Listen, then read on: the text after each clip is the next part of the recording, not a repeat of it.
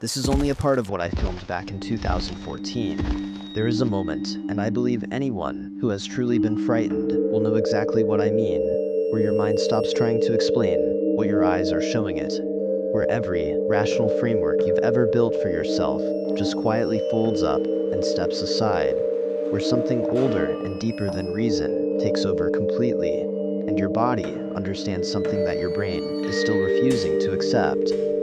I had that moment on a trail in Washington State in the summer of 2014. I have never been the same since.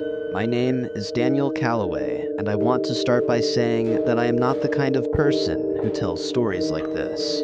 I'm a high school biology teacher from Tacoma. I spend my days explaining ecosystems and animal behavior to 15-year-olds, and I've always been the first person in any room to ask for evidence before I accept a claim. I believe in the scientific method. I believe in peer review. I do not, as a rule, believe in things that haven't been documented, classified, and argued over in academic journals. I'm telling you that, so you understand what it cost me to sit down and write this out. I've told exactly two people what I witnessed that summer: Renata, who was there and saw it herself, and my older brother, who listened without saying a word, and then poured us both a drink.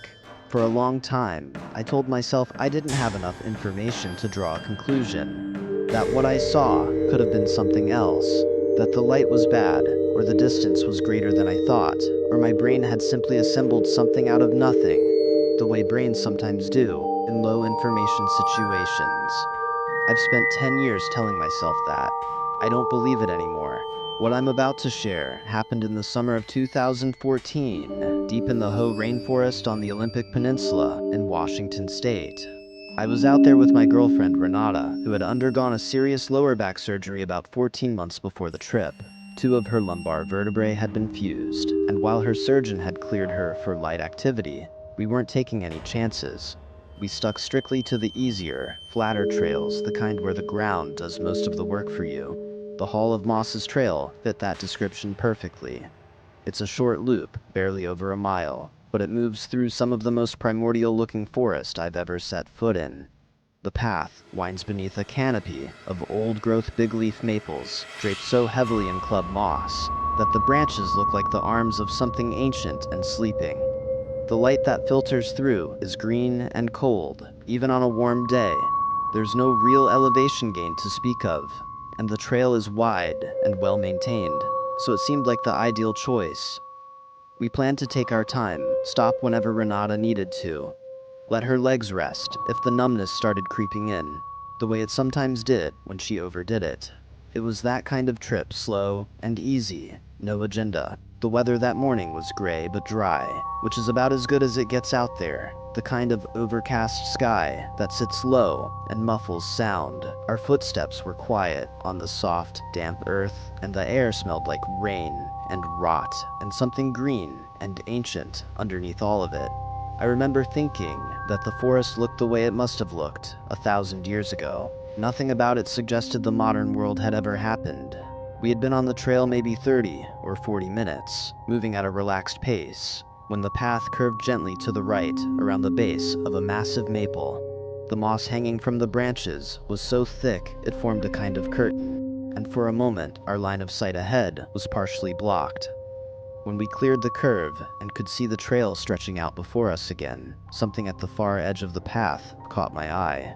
There was a shape in the undergrowth off to the left side of the trail. It was large and dark, a deep, muted brownish black, the color of old bark soaked through with rain.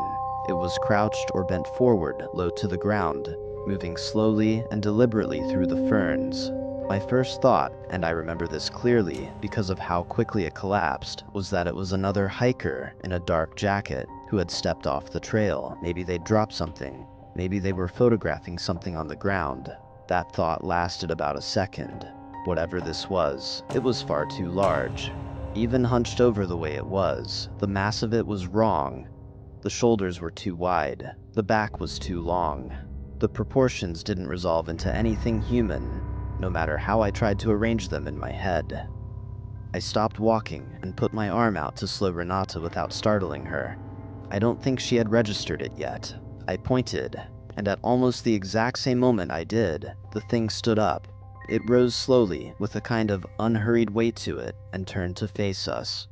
We were maybe 60 feet away, possibly a little more. The trail curved slightly, making the straight line distance hard to judge, but it was close. Too close.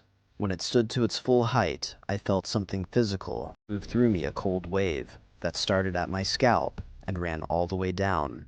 I've heard people describe that sensation before, and always thought it was an exaggeration. It isn't. It's the body doing something involuntary, something below thought. Something that hasn't changed since we were prey. I'd put it at somewhere between 8 and 8.5 feet tall, maybe more. The trees around it were enormous old-growth maples, with trunks 4 and 5 feet across, and it still looked large against them, which is the part that kept striking me as impossible, even as I was watching it happen. The build was not what I expected, and I say that having seen the Patterson footage enough times to know it well, this was not the same silhouette, where the figure in that film has a pronounced roundness through the hips and thighs. This one was built differently, massive through the chest and shoulders, with a kind of hard, angular musculature, not soft anywhere. There was a heaviness to it that felt geological, like something that had been shaped by forces, not just biology. The head sat directly on the chest. No visible neck to speak of, which I remember because I kept looking for one. The skull was high and domed at the crown. The face, and I could see it clearly despite the distance. I don't know how to explain that, except that the contrast between the dark fur and the slightly lighter skin around the nose and eyes made it readable, was wide and flat and deeply set under a heavy brow. The eyes were in shadow, but they were oriented toward us. I knew it was looking at us the same way you know when someone across a room is watching you, even before they turn. The fur was the color I mentioned, a dark, saturated brown, with almost no red in it, wet-looking, or just dense enough to absorb the light. It didn't hang loose or sway. It lay close against the body, which gave the whole thing an even more solid, compressed appearance.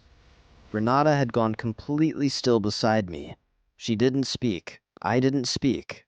The creature looked at us for what felt like a very long time, but was probably less than 2 seconds.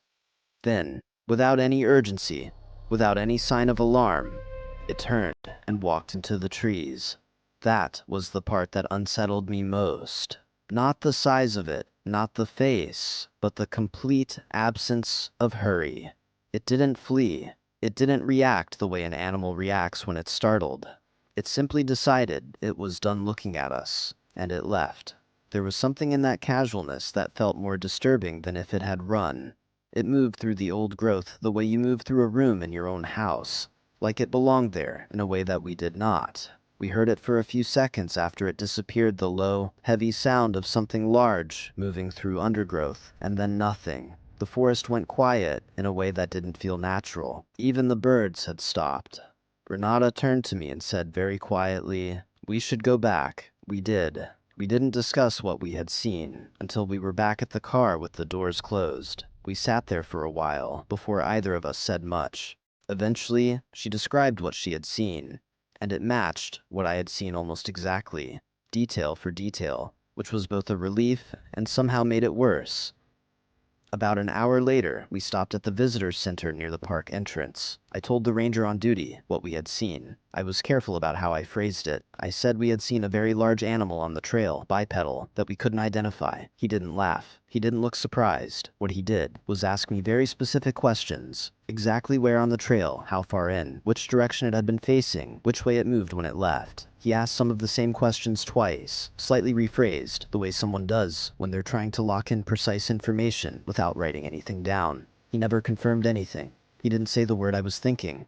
But he listened the way someone listens when what you're telling them is not the first time they've heard it. We drove home that evening. I've been back to the Olympic Peninsula twice since then, but I haven't gone back to that trail. I don't think I will.